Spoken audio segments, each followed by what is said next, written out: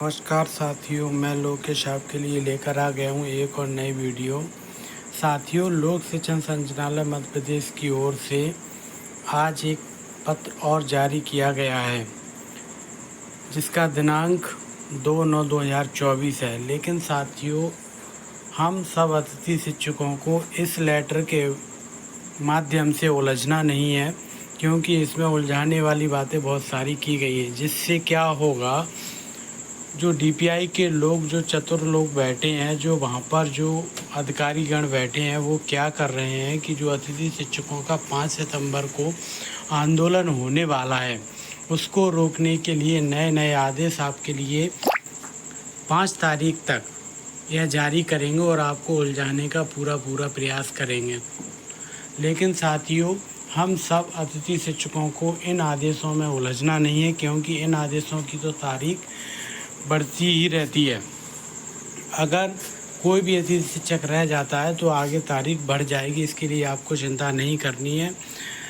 और हम सब अतिथि शिक्षकों को आंदोलन में पूरी ताकत के साथ इस महा आंदोलन को सफल बनाना है और अपनी जो लंबित मांगे हैं उनको पूर्ण कराने का प्रयास करना है। इसी कारण हम सब अतिथि शिक्षकों को, साथ ही अपने परिवार को, साथ ही अपने सगे संबंधियों को, साथ ही अपने मित्रगण को, साथ ही आपकी शाला में जो अतिथि शिक्षक कार्य कर रहे हैं उनको सभी को साथ लेकर जाना है। और यही कोशिश हमको करनी है कि हमारे साथ कम से कम 1-2 लोग और चलें, क्योंकि अतिथि शिक्षकों की दयनीय स्थिति है और डीपीआई वाले इन लोगों को उलझाने की कोशिश करेंगे। साथियों, अब हम इस लेटर के बारे में जो संपूर्ण जानकारी है वो है, देखेंगे कि यह लेटर जो जारी किया गया है उसमें क्या क्या बताया गया है। तो साथियों, लोक शिक्षण संचालनालय मध्य प्रदेश की ओर से यह आदेश जारी किया गया है, जिसका दिनांक आपको बताया गया है 2/9/2024। साथियों, यह आदेश को भेजा गया है विनय पांडे, उप संचालक हैं डीपीआई के, MPSEDCIT भवन, अरेरा हिल्स, भोपाल की ओर इस आदेश को भेजा गया है। इसमें विषय बताया गया है अतिथि शिक्षक पोर्टल GFMS के संबंध में। साथियों, क्या हो रहा है कि अतिथि शिक्षक प्रबंधन प्रणाली का जो GFMS पोर्टल पर, उस पर अनेक सारी विसंगतियां हैं, उनके बारे में इस पत्र में अवलोकन किया गया। तो इसको हम संपूर्ण जानकारी लेंगे इस लेटर के बारे में। साथियों, इसमें लिखा है, संदर्भित पत्र में अतिथि शिक्षक के स्कोर कार्ड में संशोधन एवं दिनांक 28/8/2024 से शेष रिक्तियों के विरुद्ध आवेदकों हेतु शाला विकल्प चयन की कार्रवाई प्रारंभ करने हेतु अनुरोध किया गया था, किंतु उक्त कार्रवाई आज दिनांक तक आरंभ नहीं हो सकी है। अतः कृपया प्रथमतः अतिथि शिक्षकों के संदर्भित पत्रानुसार संशोधित स्कोर कार्ड जारी करते हुए शैक्षणिक सत्र 2024-25 में शेष नवीन रिक्तियों के विरुद्ध दिनांक 4/9/2024 से आवेदकों हेतु GFMS पोर्टल पर शाला विकल्प चयन की सुविधा तत्काल प्रारंभ की जाए। इसके अतिरिक्त जो भी कार्रवाई वह निम्नानुसार है। साथियों, डीपीआई के द्वारा जो पुराने अतिथि शिक्षक थे, जिन्होंने 18-19 में कार्य किया था, उनके स्कोर कार्ड में 25 अंक बोनस के तौर पर दिए गए थे, लेकिन उन अंकों को हटा दिया गया है। अब स्कोर कार्ड को संशोधन करने की बात की जा रही है। साथ ही जो नए अतिथि शिक्षक हैं और जो नवीन रिक्तियां हैं, उन पर अतिथि शिक्षकों को रखने के लिए 4/9/2024 से GFMS पोर्टल पर जो शाला विकल्प का चयन है वह खोलने के लिए इस पत्र में कार्रवाई करने के लिए किया गया है। साथियों, पहले नंबर पर बताया है,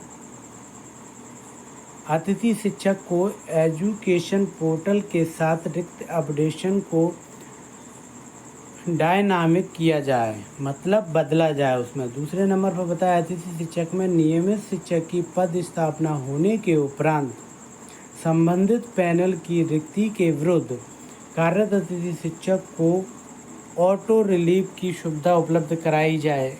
साथियों, इनका क्या मतलब है कि अगर नवीन शिक्षक जो सरकारी शिक्षक है, अगर वो है अतिथि शिक्षक की जो रिक्तियाँ है उस पर आ जाती हैं, तो अगर कोई अतिथि शिक्षक लगाए तो वह ऑटोमेटिकली ही रिलीव हो जाए। ये वाली सुविधा उपलब्ध कराई जाने की मांग भी की गई है।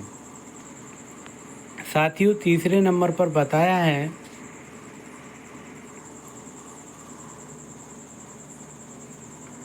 अतिथि शिक्षक पोर्टल से ऑटो रिलीव किए गए अतिथि शिक्षक की माहवार संभागवार रिपोर्ट एडमिन लॉगिन पर उपलब्ध कराई जाए। चौथे नंबर पर बताया है पूर्व सत्र में कार्यरत अतिथि शिक्षक जिनकी पोर्टल पर किसी कारणवश ज्वाइनिंग नहीं हो सकी है, ऐसे आवेदकों को चॉइस फिलिंग का मौका दिया जाए। साथियों, पुराने जो अतिथि शिक्षक हैं उनके लिए दोबारा से भी मौका मिलेगा।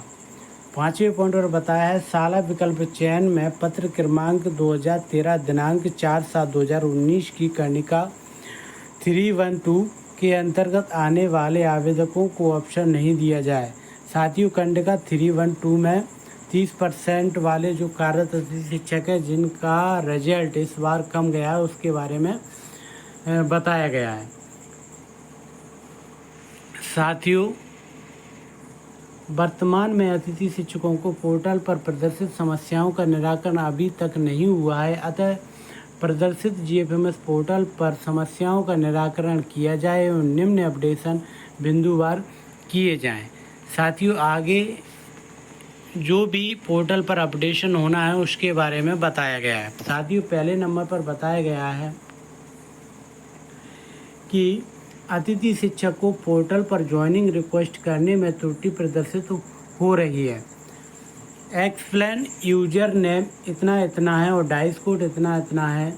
मैं मार्च अप्रैल तक कार्य किया है, किंतु पोर्टल पर मैसेज प्रदर्शित हो रहा है कि आपको सत्र 2024-25 में ज्वाइनिंग की अनुमति नहीं है। इस पॉइंट को संशोधन करने के लिए भी मांग की गई है।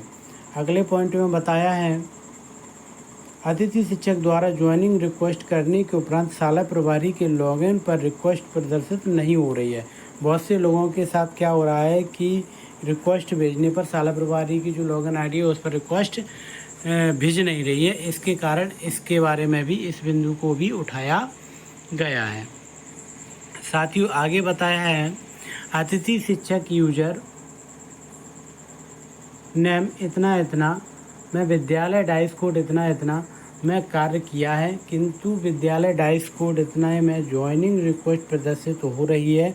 अन्य आवेदक को इस प्रकार की समस्या पोर्टल पर आ रही है। चौथे पॉइंट में बताया आवेदक यूजर नेम इतना है, SS1 गणित में कार्य किया है, किंतु SS1 भौतिक शास्त्र में ज्वाइनिंग रिक्वेस्ट प्रदर्शित हो रही है। ये सब पोर्टल की विसंगतियाँ हैं, इनको सही कराने के लिए इन बिंदुओं को डाला गया है इस लेटर में।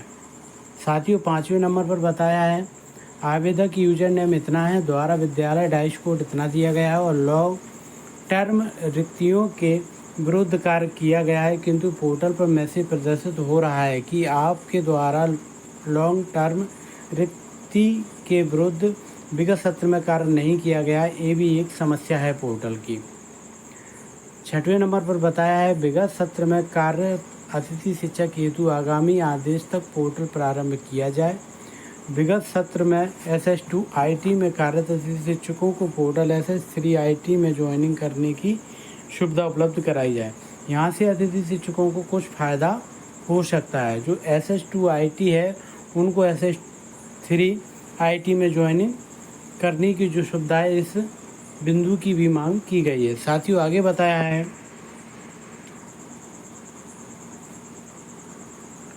अतिथि शिक्षक यूजर इतना है, कोई KYC में डुप्लीकेट के वैल्यू तकनीकी त्रुटि प्राप्त हो रही है, जबकि आवेदक द्वारा यूजर नेम पर KYC की जा रही है। उक्त समस्या अन्य आवेदकों को भी पोर्टल पर प्रदर्शित हो रही है।